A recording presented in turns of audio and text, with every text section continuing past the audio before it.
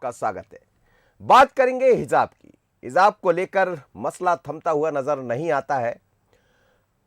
Karnataka court में लगातार सुनवाई चल रही, लेकिन उसके बाद भी अलग अलग जगह से बयान आ जाते हैं। हिजाब विवाद पर मध्य प्रदेश के मुखिया शिवराज सिंह चौहान ने भले ही नेताओं को कम बोलने की हिदायत दी हो, लेकिन नेता है कि अपने तरह से बात रखने में पीछे नहीं है। हिजाब विवाद पर भोपाल सांसद प्रज्ञा ठाकुर के बयान के बाद मध्य प्रदेश में सियासत एक बार फिर गर्मा गई।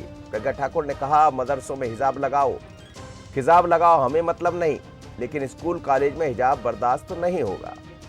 अब क्या कहा प्रज्ञा ठाकुर ने, सुनिएगा, उसके बाद कुछ और भी सुनाते। सुनिएगा प्रज्ञा ठाकुर। जिनके घरों में बहन का नाता नहीं है, जिनके घरों में बुआ की लड़की, मौसी की लड़की, हमारी लड़की, पहले बाप के पिता की, पहले बाप के पहली बीवी की लड़की, हम सबसे शादी कर सकते हैं, तो हिजाब तुम्हें घर में पहनना चाहिए। अरे बाहर निकल करके तुम सूरत दिखाओ या ना दिखाओ, आप खूबसूरत हैं या बदसूरत हैं, हमें क्या लेना देना। लेकिन जहां हिजाब पहनना है वहां खिजाब लगा के रखेंगे, और जहां हिजाब लगाना है वहां हिजाब पहन के रखेंगे। भाई उल्टा करोगे तो गल उल्टा ही होगा। तो जहां का जो अनुशासन है वहां वो अनुशासन अपनाइए। आपके मदरसे होते हैं, आप मदरसों में हिजाब लगाएं, खिजाब लगाएं या कुछ और करें, हमें क्या मतलब है।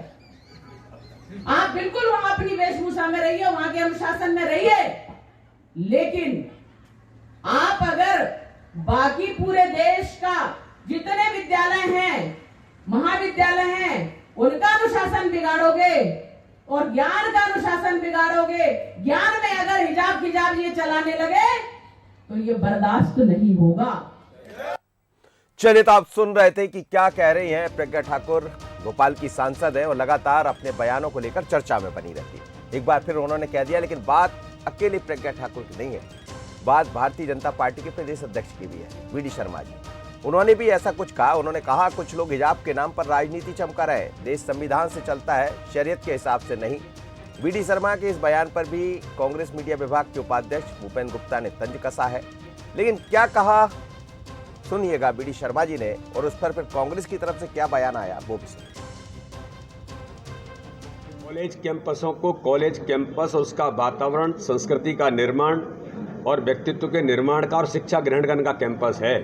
जो तथाकथित ठेकेदार इस प्रकार की चीज़ें करने का प्रयास करते हैं, ये मध्य प्रदेश के अंदर न होगा और न होने दिया जाएगा।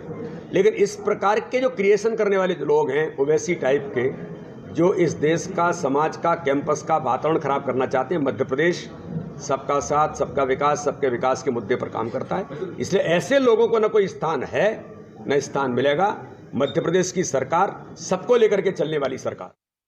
ये भारत तो आज भी शरीयत से नहीं चल रहा है, ना गीता चल रहा है, ना रामायण से चल रहा है, ना बाइबल से चल रहा है, ना कुरान से चल रहा है।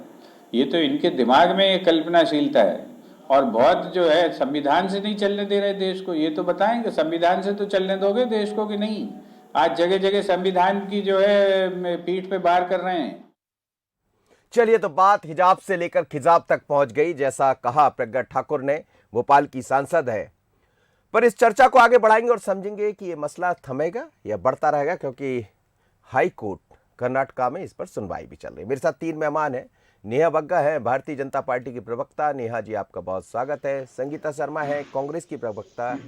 संगीता जी, आपका भी स्वागत है। संदीप पौराणिक जी हैं, वरिष्ठ पत्रकार। आप सभी मेहमानों का बहुत स्वागत है। सबसे पहले संदीप पौराणिक जी, आपकी तरफ आना चाहूंगा मैं।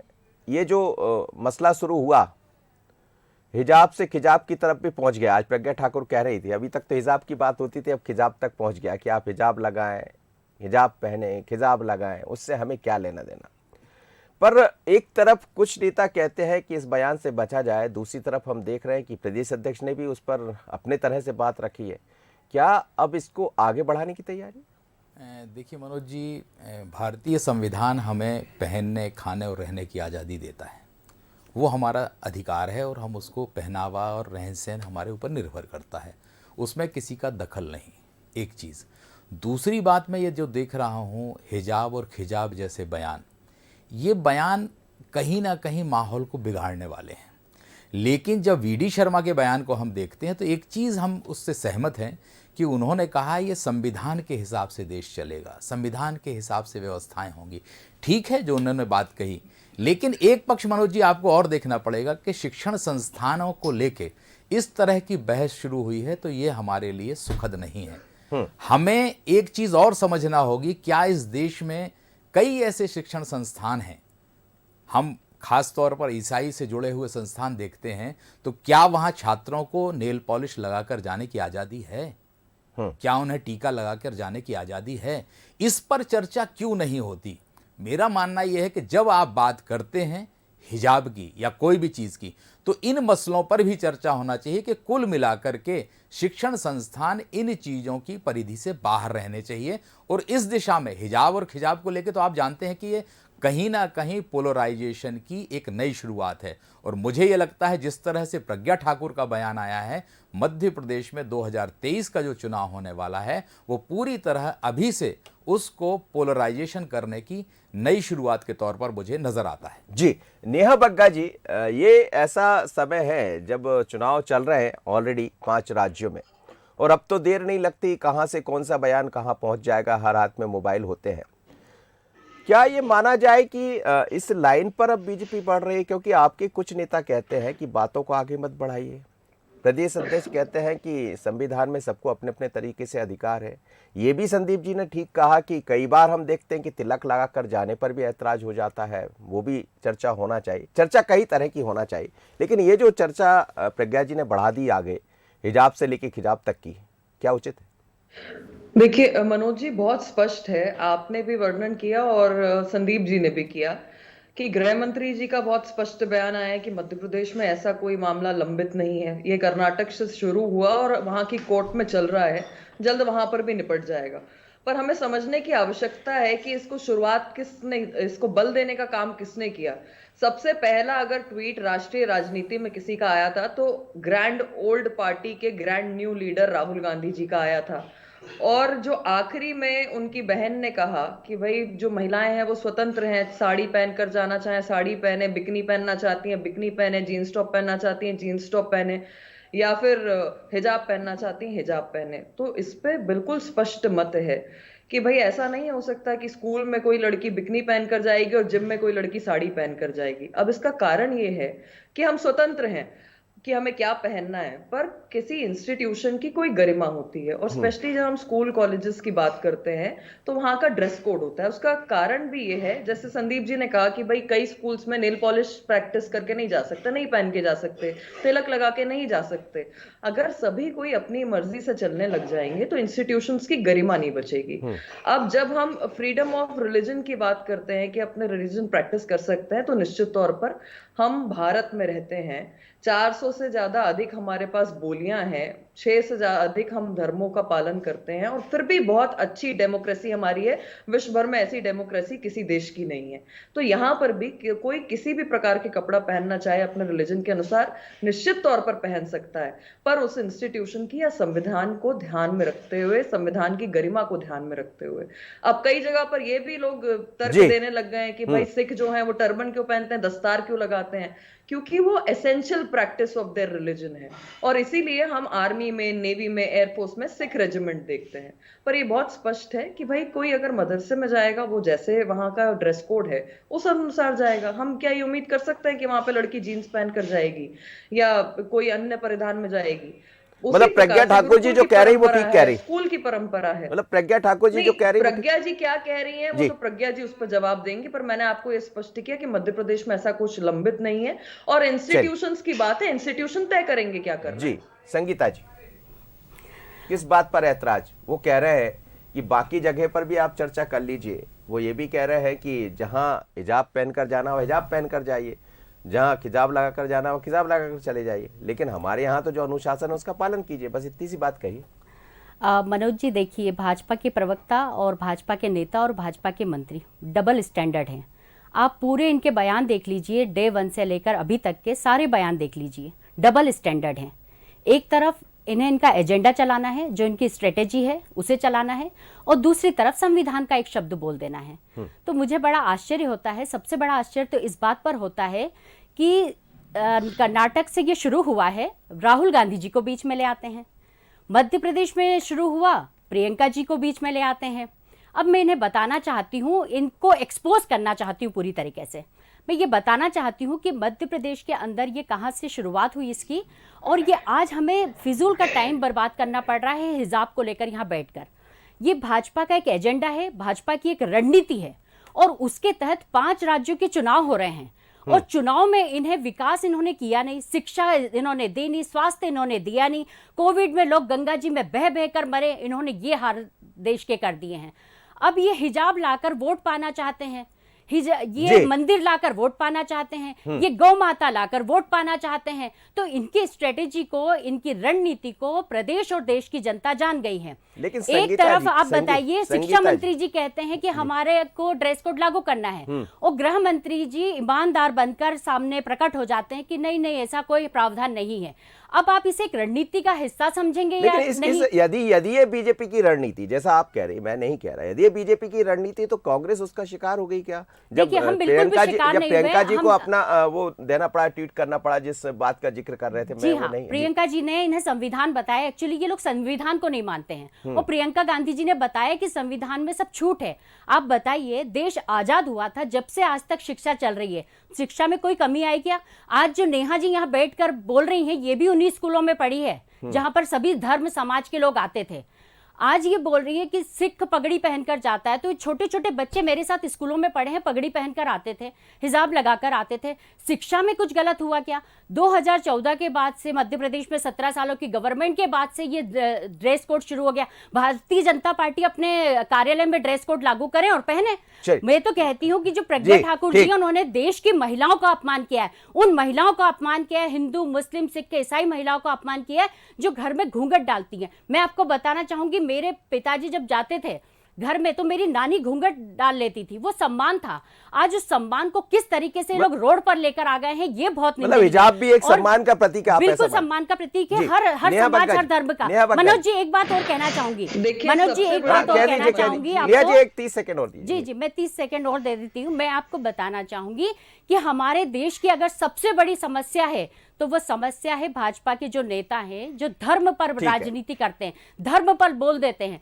अगर ये धर्म पर बोलना जिस दिन छोड़ देंगे, राजनीति में धर्म को लाना जिस दिन छोड़ देंगे, उस दिन ये समाज बहुत ही सभी लोग बोल रहे हैं ना। अब एक तरफ तो कुछ रहा जी, नेहा मनोज जी देखिए, सब लोग बोल रहे हैं कि भाजपा के लोग शुरुआत कर रहे हैं। अभी देखिए नेहा जी ने फिर शुरुआत कर दी। अरे ये बिगनी उठाकर ले आती, मुझे शर्म आती है कि किस तरीके से टीवी चैनल पर ये बोलती हैं। और अब सुन लीजिए, बहुत अच्छी बहस हो रही है, बात रखने का हक है, वो भी अपनी बात रखिए। बिल्कुल बिल्कुल स्वतंत्र है। देखिए मनोज जी, बस ये कि झूठ ना बोले। आप इनकी डिवाइड एंड रूल की पॉलिसी को समझिए। कल परसों का एक बयान चन्नी साहब का बहुत तेजी से फैला है पंजाब में, जहां पे प्रियंका गांधी बाजू में खड़ी हैं और वो कह रहे हैं कि यूपी बिहार के भइयों को पंजाब में घुसने नहीं देंगे। आप तुष्टीकरण देखिए, हम जब एक नेशन, एक देश की बात करते हैं तो वहां पर ये यूपी बिहार के भइयों को घुसने पर, और जिस तरीके से प्रियंका गांधी तालियां पीट रही हैं, तो ये तुष्टीकरण कहां से और कौन शुरू करता है? आप तो प्रज्ञा जी पर बात करें, उन्होंने जो बयान दिया उस पर बात करें, इतनी दूर दूर क्यों जा रही है? अभी मध्य प्रदेश का मसला लें आप, अभी मध्य प्रदेश पर बात करें। प्रज्ञा ठाकुर ने क्या कहा, एक सांसद होकर, एक संवैधानिक पद पर होकर बैठकर प्रज्ञा ठाकुर क्या कह रही है, इस पर बात करें। चन्नी जी ने जो कहा है, किनके लिए कहा है, वो भी आप जानती हैं। इनकी पोल सामने खुलती है। अंतिम उसमें वो भी कहूंगा जब आप दोनों बात कर लिए। ये भाजपा एक्सपोज हो रही है और बीच में बोलकर टोकने का प्रयास कर रही है। देखिए, जैसे चन्नी और प्रियंका गांधी ने उत्तर प्रदेश और बिहार के भइयों को इंसल्ट करी है और एक देश को तोड़ने का तुष्टीकरण का काम किया, उसी प्रकार से यहाँ पर भी हुआ है। मैंने पूर्व में भी स्पष्ट किया कि मध्य प्रदेश में हिजाब लेकर आ गई, फिर मंदिर लेकर आ जाएंगी, फिर गौ माता लेकर आ जाएंगी। आप इस पर तो बात कीजिए। मैं इस चर्चा को आगे बढ़ाऊंगा, आप दोनों से। देखिए झूठ बोलकर इस तरीके से आप ट्वीट पर विज्ञापन देकर आप धर्म की बातें करेंगे। आपको तो अपनी प्रज्ञा ठाकुर से इस्तीफा मांगना चाहिए। आप एक महिला है, आप महिला है, प्रज्ञा ठाकुर से इस्तीफा मांगना चाहिए कि कैसे वो संवैधानिक पद पर होकर किस तरह की बात कर रही है। मनोज जी, ये विषय जो है वो यही है। अब अगर ये विषय को भटकाने का प्रयास कर रही है, इनके पास जवाब नहीं है, तो एक बार इनसे जवाब ले लीजिए। प्रज्ञा ठाकुर पे बात कीजिए, उनसे इस्तीफा मांगेगी क्या? बहन का नाता नहीं है, जिनके घरों में बुआ की लड़की, मौसी की लड़की, हमारी लड़की, पहले बाप के पिता की, पहले बाप के पहली बीवी की लड़की, हम सबसे शादी कर सकते हैं, तो हिजाब तुम्हें घर में पहनना चाहिए। बाहर निकल करके तुम सूरत दिखाओ या ना दिखाओ, आप खूबसूरत हैं या बदसूरत हैं, हमें क्या लेना देना। लेकिन जहां हिजाब पहनना है वहां खिजाव लगा के रखेंगे, और जहां हिजाब लगाना है वहां हिजाब पहन के रखेंगे। भाई उल्टा करोगे तो गलत उल्टा ही होगा। तो जहां का जो अनुशासन है वहां वो अनुशासन अपनाइए। आपके मदरसे होते हैं, आप मदरसों में हिजाब लगाएं, खिजाब लगाएं या कुछ और करें, हमें क्या मतलब है। आप बिल्कुल वहां अपनी वेशभूषा में रहिए, वहां के अनुशासन में रहिए, लेकिन आप अगर बाकी पूरे देश का जितने विद्यालय हैं, महाविद्यालय हैं, उनका अनुशासन बिगाड़ोगे और ज्ञान का अनुशासन बिगाड़ोगे, ज्ञान में अगर हिजाब खिजाब ये चलाने लगे तो ये बर्दाश्त नहीं होगा। संदीप जी, अभिव्यक्ति की आज़ादी सभी को है, कौन क्या पहन रहा है इसकी आज़ादी सभी को है, लेकिन बात स्कूल और कॉलेज की हो रही है। ये बात सच है, आप हम सभी पढ़े हैं, स्कूल कॉलेज अनुशासन से चलते हैं, लेकिन क्या ये जो जिस तरह का मसला बढ़ रहा है, आप फिर से आपने सुना होगा प्रज्ञा जी को, वो बयान कुछ और भी इशारा कर रहा है, तो क्या ये माना जाए कि ये जो मसला है ये बढ़ेगा तो, लेकिन अनुशासन के साथ साथ अनुशासन बिगड़ेगा? देखिए मनोज जी, अगर ये मसला और गंभीर रूप लेता है तो ये मानिए कि वो स्थान जहाँ युवाओं की भरमार होती है, शिक्षण संस्थान, वहाँ टकराव के हालात बनेंगे, झगड़े बढ़ेंगे, वो ज्ञान का मंदिर अशांति का अड्डा बन जाएगा। इसे कोई नहीं रोक सकता। हम मध्य प्रदेश की अगर बात करें तो आज ज़रूरत इस बात की थी कि इन मसलों पर एक राय आनी चाहिए सामने, चाहे सरकार हो चाहे विपक्षी दल हो। मैं एक इस मसले को थोड़ा सा राजनीतिक तौर पर देख रहा हूं मनोज जी। उसका बड़ा कारण है कि प्रज्ञा ठाकुर ने जो बात कही उसका किसी बीजेपी नेता ने समर्थन नहीं किया। बीजेपी लगभग अपने को अलग कर लेती है प्रज्ञा ठाकुर के जब भी विवादित बयान आते हैं। दूसरी तरफ आप एक चीज और देखिए कि हिजाब के साथ एक चर्चा और चल पड़ी है कि पगड़ी और घूंघट क्यों, क्रॉस क्यों गले में, क्या इसे अब राजनीतिक तौर पर हम देखें तो हमें लग रहा है कि ये बड़ा पोलराइजेशन होने जा रहा है राजनीति में। सिख भी उस वर्ग के साथ खड़ा हो जाएगा जो पगड़ी की पैरवी करेगा। तो अब सवाल यह है कि बीजेपी जो पिच तैयार कर रही है, क्या कांग्रेस उस पिच पर खेलने फिर जा रही है? जैसा मंदिर का मसला हुआ, दीगर मसला हुआ, मुझे इसमें पूरी तरह एक नए तरह की राजनीति दिख रही है जो ये बताती है कि मध्य प्रदेश में भी इतना बड़ा पोलराइजेशन हो जाएगा जो उत्तर प्रदेश और दीगर राज्यों में नजर आता है। उसी तरफ प्रज्ञा ठाकुर का बयान बढ़ाने वाला है। अगर इस पर कांग्रेस संभल कर नहीं खेली तो मुझे लगता है कि पिच पर जाकर उसे नुकसान जरूर होगा। चलिए इसी बात को आगे बढ़, संगीता जी, संदीप जी की बात को ही आगे बढ़ाता हूं, पिच पर संभल के खेलने की जरूरत होगी कांग्रेस को? देखिए, मैं बता रही हूँ, संदीप जी भी बहुत वरिष्ठ पत्रकार हैं और उन्होंने अपनी बात को बहुत अच्छे तरीके से रखा है। कांग्रेस पार्टी का स्टैंड एकदम से क्लियर है। हम संविधान के अकॉर्डिंग चलते हैं, जो संविधान में लिखा है हम उसके अकॉर्डिंग चलते हैं। और भाजपा जो है वो धर्म को बीच में लाती है राजनीति में, और ये कांग्रेस कभी नहीं करती है। धर्म हमारा व्यक्तिगत मुद्दा है, हमारा व्यक्तिगत आस्था का कारण है, और हम अब धर्म को अपने घर तक सीमित रखते हैं और समाज में ऐसी जगह सीमित रखते हैं जहां उसकी ज़रूरत है। हम इसे राजनीति में नहीं लाते हैं। और भाजपा जो जिस रणनीति के साथ इसे राजनीति में लेकर आती है और उसका हिंदू वोटों से फ़ायदा लेना चाहती है, ये अब देश की जनता समझ गई है। आप युवाओं से आज जब बात करेंगे तो वो युवा यही कहता है कि अगर मेरे पास में खड़ी बहन या मेरे पास में खड़ा भाई हिंदू, मुस्लिम या सिख है तो मुझे उससे कोई लेना देना ही नहीं है, मेरे साथ उसके क्या संबंध है, ये लेना देना है। भाजपा और ये इनके मंत्री देश को एक गलत रास्ते पर ले जा रहे हैं। जिस दिन ये राजनीति में धर्म को लाना बंद कर देंगे, ये समाज बहुत अच्छा चलेगा जैसा आजादी के बाद से चल रहा था। नहीं, लेकिन धर्म की यदि बात होती कि धर्म में राजनीति, तो कोई नया विषय तो है नहीं। हमने ये भी देखा कि धर्म में राजनीति की तरफ बीजेपी के ऊपर तो ये लगता रहा आरोप, पर हमने कांग्रेस को भी अभी देखा बदलते हुए उसी परिवेश में। कल भी हम देख रहे थे कि राहुल जी या प्रियंका जी गुरुद्वारा पहुंचे थे। देखिए, समय समय पर जाते हैं, समय समय पर मंदिर, मस्जिद, गुरुद्वारा, हर जगह सभी नेता जाते हैं। मीडिया उसे अगर दिखा देती है तो वो टीवी पर दिख जाते हैं, मीडिया अगर नहीं दिखाती है तो वो घर में। ये भी तो वैसे ही है, यदि विवाद आया तो आप उस पर चर्चा करने लगे, बात उन्होंने कहा। मैंने महादेव का मंदिर बनाया है और मैं रोज मंदिर जाती हूँ। जिस दिन मीडिया मुझे दिखा देगी कि आज संगीता शर्मा ने अभिषेक किया तो वो दिख जाएगा, और अगर अभी मुझे नहीं दिखा रही तो मैं तो रेगुलर रोज 7 बजे मंदिर में बैठती हूँ। ये डिपेंड करता है कि मीडिया क्या परोस रही है। अब डिपेंड ये भी करता है कि भाजपा के नेता बयान क्या दे रहे हैं, तो मीडिया उसे परसेगी। अब मीडिया का काम है, बयान भी दिखा दिया, देखिए मीडिया प्रियंका का जी का काम है ट्वीट आया न्यूज वो भी दिखाना। मीडिया ने दिखा दिया, यदि वो मंदिर गए वो भी दिखा दिया है, और कल हमने देखा कि अगर देश के नेता प्रधानमंत्री मंदिर गए जा तो रहे वो भी दिखा दिया। हैं, मस्जिद जा रहे हैं, गुरुद्वारा जा रहे हैं, तो उसको अगर इस पे बयानबाजी शुरू हो जाएगी जिस दिन, ये राजनेता जब बयान देने लगेंगे तो वो मुद्दा बन जाएगा। आप देखिए 5 राज्यों के चुनाव हैं, कर्नाटक से शुरू हो गया, मध्य प्रदेश आ गया, मुद्दा बन गया। इन्हें सिर्फ चुनाव दिखता है, ये पूरे समय चुनाव भी मोड में रहती है भाजपा। इन्हें जनता के मुद्दे नहीं दिखते। किसान परेशान है, 700 किसानों की मृत्यु हुई, शहीद हुए देश के 700 किसान, वो इन्हें नहीं दिखा। युवा बेरोजगार है, दर दर भटक रहा है, वो इन्हें नहीं दिख रहा है। जीएसटी नोटबंदी करके गरीबी हो गई देश के अंदर। प्रधानमंत्री जी खुद कहते हैं कि मैंने 80 करोड़ लोगों को राशन दिया। अब 80 करोड़ लोगों को जब प्रधानमंत्री जी ने राशन दिया तो मतलब आपने 80 करोड़ लोगों को गरीब भी कर दिया है। 2 टाइम के भोजन की व्यवस्था उनकी नहीं है। तो इस पर क्यों नहीं चर्चा करते हैं कि हिजाब जैसा मुद्दा और पगड़ी जैसा मुद्दा, घूंघट जैसा मुद्दा लेकर यदि भाजपा आती है तो ये आपका हमारा सभी का फिजूल टाइम। मैंने बड़े देर से आपको सुना, नेहा जी ने भी सुना, नेहा जी की बात सुन ली। जी नेहा जी। मनोज जी देखिए, एक पॉइंट कॉमन है हम चारों में, चाहे आप एंकर की तरफ बैठे हैं और 3 पैनलिस्ट संदीप जी, मैं और संगीता जी, कि ये देश जो है वो संविधान से चलेगा। अब हमारा संविधान जो है वो फेथ प्रैक्टिस करने के लिए हमें अनुमति देता है, पर हर उसमें एक कैविएट लगा हुआ है।